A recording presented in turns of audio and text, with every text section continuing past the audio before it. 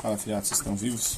No vídeo agora nós vamos falar um pouquinho sobre quão forte é o impulso à conformidade social, segundo Solomon Asch,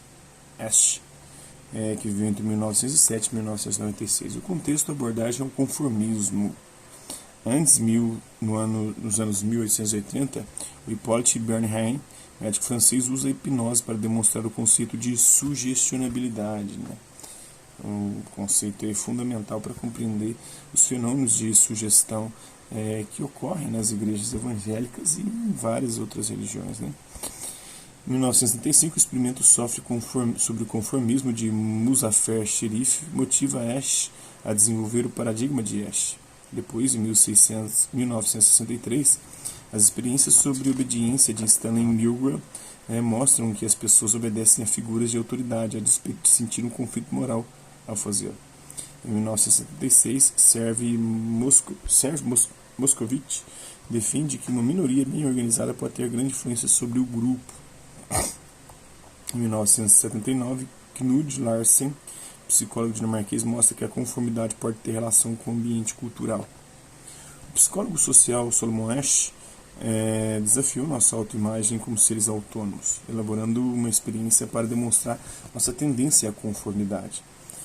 Seu famoso experimento mostrou que, quando confrontadas por uma opinião dominante, a tendência das pessoas à conformidade pode ser mais forte do que o comprometimento com suas próprias noções de verdade. Asch relatou suas descobertas em um artigo de 1955 intitulado Opiniões e a Pressão Social, em que discute as influências sociais que formam as convicções, os julgamentos e as práticas do sujeito.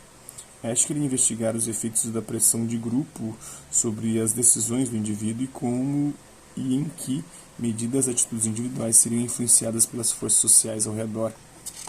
O psicólogo turco Muzaffer Sherif buscou responder questões semelhantes em 1935 usando uma ilusão visual denominada efeito autocinético, em que um ponto de luz fixo, observado em um ambiente escuro, parecia mover-se. Sherif dizia aos participantes do estudo que faria a luz se mover e depois indagava a eles qual foi a extensão do movimento. Nos testes em grupo, as estimativas dos participantes convergiam para um padrão do grupo, revelando que cada um utilizava as estimativas dos outros como referência para definir uma situação duvidosa. Então, isso aconteceu durante muito tempo com a esquerda, ela que nunca foi hegemônica de fato diante da opinião pública, mas conseguiu durante boa parte do tempo, nos últimos anos, de 2002 para cá, ter a hegemonia da ideologia, das ideias, do pensamento, e fazendo as pessoas se conformarem a esse pensamento. Aí depois, uma minoria também da direita conseguiu fazer com que as suas ideias parecessem ser dominantes e reverter esse quadro. E, mais uma vez, essa é uma pequena elite de direita que hoje forma a opinião de uma massa, assim como era uma pequena elite de esquerda que formava a opinião de uma massa.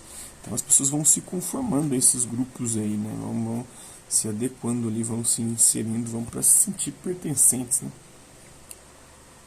Então,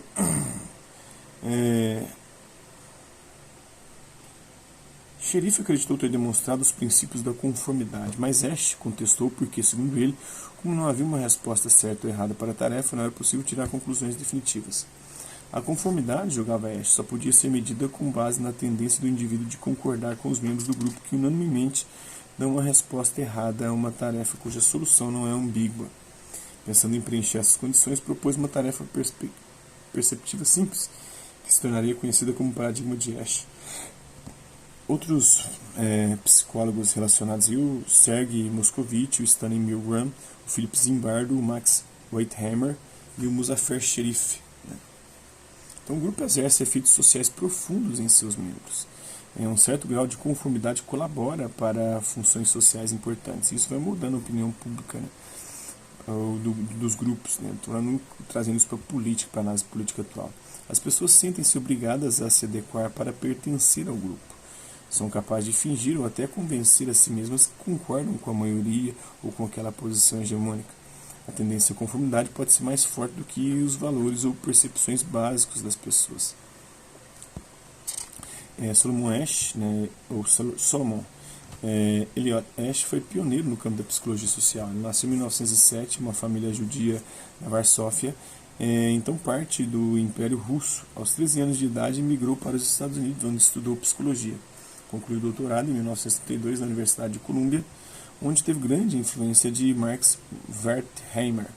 Em 1947, Ash começou a dar aulas na Swarthmore College, onde trabalhou próximo a Wolfgang Kohler.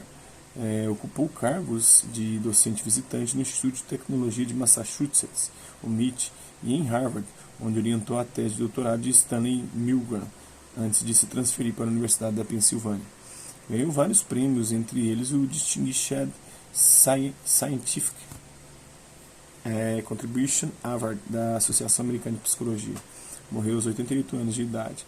Os principais trabalhos dele são os efeitos do grupo de pressão, effects of group pursuit upon the modification and distortion of judgment, psicologia social, opiniões e a pressão social, e estudos de independência e conformidade.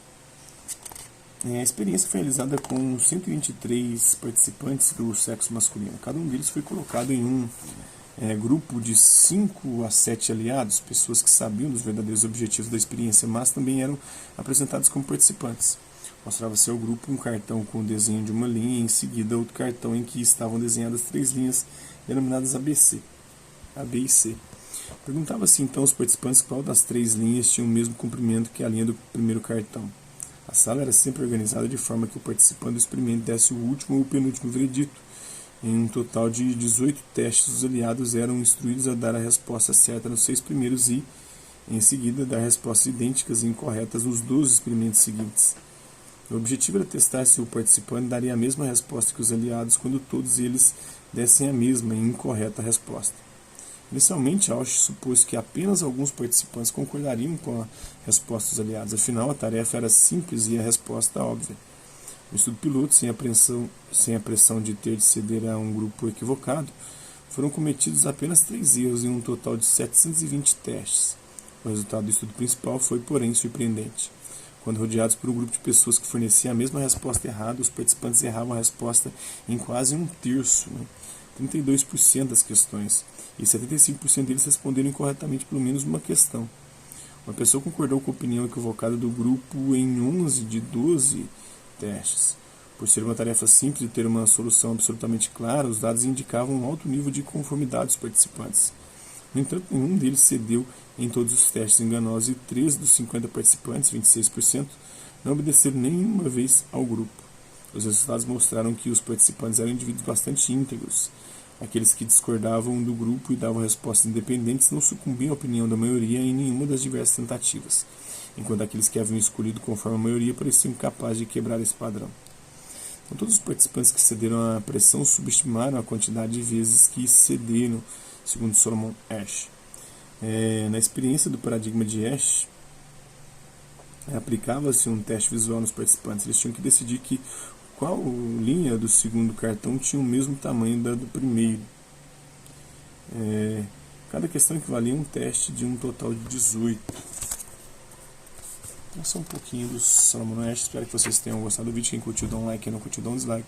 Quem se interessar pelo conteúdo do canal, é só se inscrever, ativar o sininho e aguardar os próximos vídeos e as próximas notificações. Deixe também seus comentários dizendo o que você tem achado dos vídeos, sugestões de temas e assuntos para serem abordados em vídeos posteriores.